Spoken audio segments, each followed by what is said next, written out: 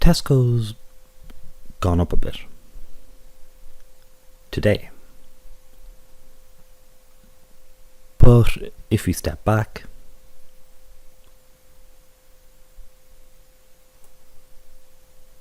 the trend is, I would say, still down. So, 5 years ago, Tesco was over £4. Now, well, 167, 68, 168. And remember, sterling has fallen 10-15% in the recent history. So that was my trade for Brexit, just to kind of keep an eye on things. I haven't made a short list of the best companies to be shorting, but I think I have time, because basically what caught my attention was this. I'll have the URLs, in the description below the video. Basically,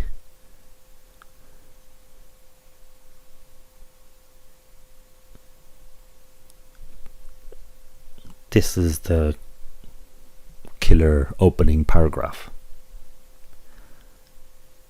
Says the plunge in yields below zero in Tokyo foreshadows record-breaking gains for US treasuries.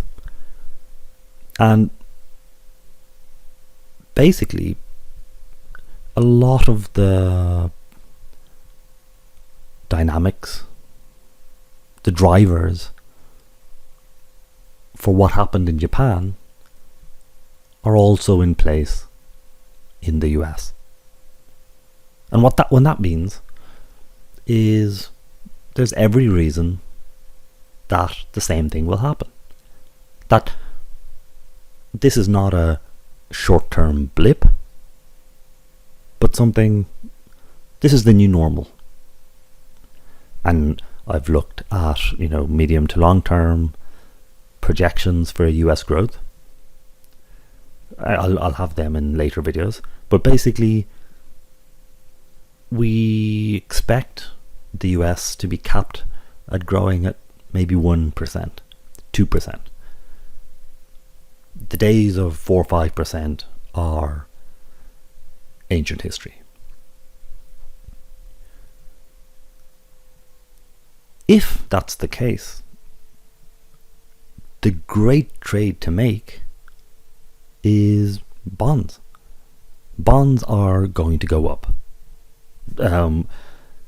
You're not going to be paid 1.5%, 2% interest. So if you get the opportunity, because some people haven't realized that we're entering into a new normal, then basically snapping up those bargains is the way to go. So before I do that, I want to have read up a bit, done some research, because at the moment my knowledge of bond trading is next to nothing. So that's basically the direction I expect for the next couple of weeks. Basically look up what did happen in Japan. What were the opportunities? What were the lessons learned? Now, can I apply that? How should I take advantage of the markets in the US? And this talks about America. I'm assuming it applies to the developing nations in general. that they have a lot of similar problems with an aging demographic, probably large debt that restricts their ability to do more fiscal stimulus and various things. So there's a lot to get through. But, we're not going to do that. I'm not going to do that now, today. And because I don't know this area, I'm more familiar with shares, stock markets, and so on. I do know that bonds is where the money is, quite literally. That the bond markets are more than double the size of the stock market. So just to put that in perspective.